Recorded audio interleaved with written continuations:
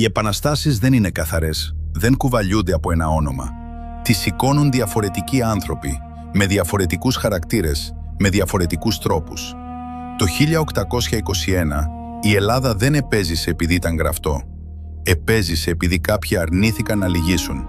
Άλλοι με στρατηγική, άλλοι με πείσμα, άλλοι με πίστη.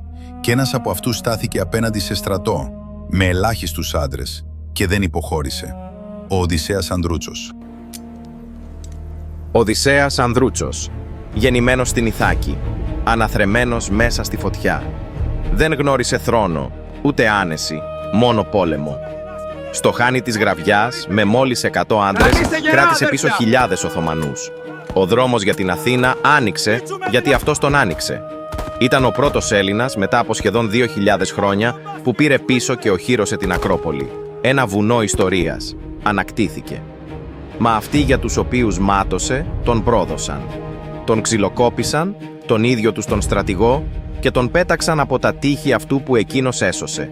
Όχι οι Τούρκοι, όχι ο εχθρός, αλλά Έλληνες που ήθελαν να μοιάζουν Ευρωπαίοι, καλοζωισμένοι, μαλθακοί, ντροπιασμένοι για άντρες σαν αυτόν.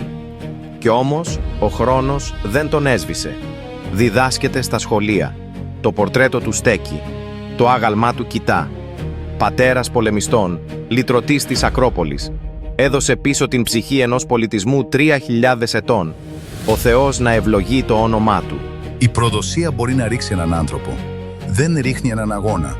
Όταν ο αγώνας απειλείται από μέσα, δοκιμάζεται η αντοχή του. Και τότε χρειάζεται κάποιος που να αντέχει τη φωτιά. Παρόλο που ήταν θυμωμένος, παρόλο που καιγόταν από προδοσία, από αδικία, από τη γνώση ότι αυτοί για τους οποίους μάτωσε τον είχαν προδώσει, ο Κολοκοτρώνης δεν έχασε τον εαυτό του. Ήταν άνθρωπος της οργής, αλλά όχι της παρόρμησης. Ήταν λύκος σε αλυσίδες, σιωπηλός, παρατηρητικός, υπομονετικός, όχι ήμερος, όχι σπασμένος, μονάχα ακονισμένος.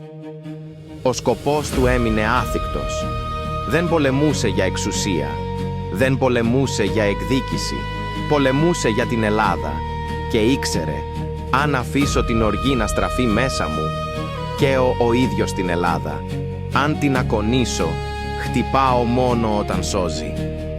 Και έτσι όταν ήρθε η στιγμή, δεν ήταν πια εξαγριωμένος. Ήταν έτοιμος. Η φωτιά δεν έσβησε στη φυλακή, δεν έμεινε στα βουνά. Η Επανάσταση δεν περιορίστηκε στα σύνορα. Κάποιοι την πήραν μαζί τους, την προχώρησαν και πλήρωσαν με τη ζωή τους. Γεννήθηκε στη Θεσσαλία, κάτω από τη σκιά του Ολύμπου, εκεί όπου ο άνθρωπος μαθαίνει να στέκεται όρθιος. Το όνομά του ήταν Γεώργιος Ολύμπιος. Πολύ πριν ξεσπάσει η Επανάσταση του 1821, ο Ολύμπιος πολεμούσε ήδη στα Βαλκάνια. Ήξερε ότι η ελευθερία δεν χαρίζεται, κατακτιέται ή πληρώνεται. Όταν ήρθε η ώρα του αγώνα, δεν διάλεξε τον εύκολο δρόμο. Δεν κατέβηκε στον Μοριά για δόξα.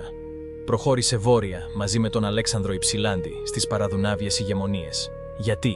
Για να τραβήξει τον Οθωμανικό στρατό μακριά από την Ελλάδα.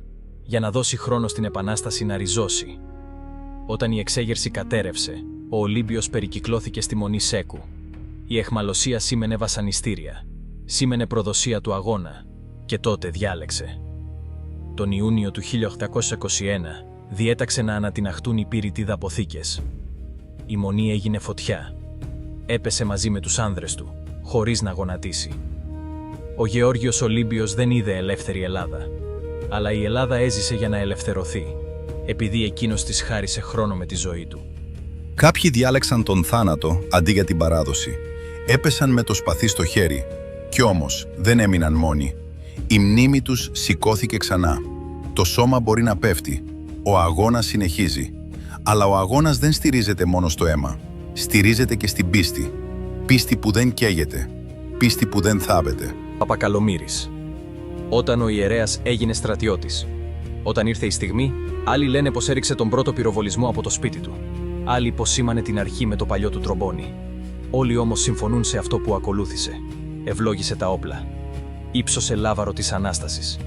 Έβγαλε τα αμφιά του, τα δίπλωσε προσεκτικά και φόρεσε φουστανέλα. Ο ιερέας έγινε στρατιώτης. Πολέμησε στο Βαλτέτσι, στα Δολιανά, στα Δερβενάκια, στο Άργος, στο Ναύπλιο, στην Ακροκόρινθο. Πάντα εκεί όπου η μάχη ήταν πιο πυκνή. Το 1822, κοντά στα βασιλικά της Κορίνθου, ήρθε το τέλος. Παγίδα, κρυμμένο ιππικό, σφαγή. Του πήραν το κεφάλι. Το σώμα του θαύτηκε αργότερα με τιμές από τον Κολοκοτρώνη.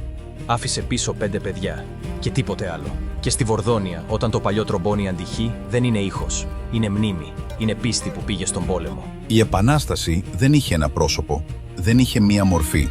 Ήταν άνθρωποι διαφορετικοί, με διαφορετικά όπλα, με διαφορετικούς δρόμους. Άλλοι στάθηκαν απέναντι σε στρατό, άλλοι άντεξαν τη φυλακή, άλλοι διάλεξαν τη φωτιά, άλλοι κράτησαν την πίστη. Το σώμα πέφτει, η φλόγα μένει, η πίστη μένει, η απόφαση μένει. Και αυτή η απόφαση ήταν να μην λυγίσουν, ό,τι κι αν κόστιζε.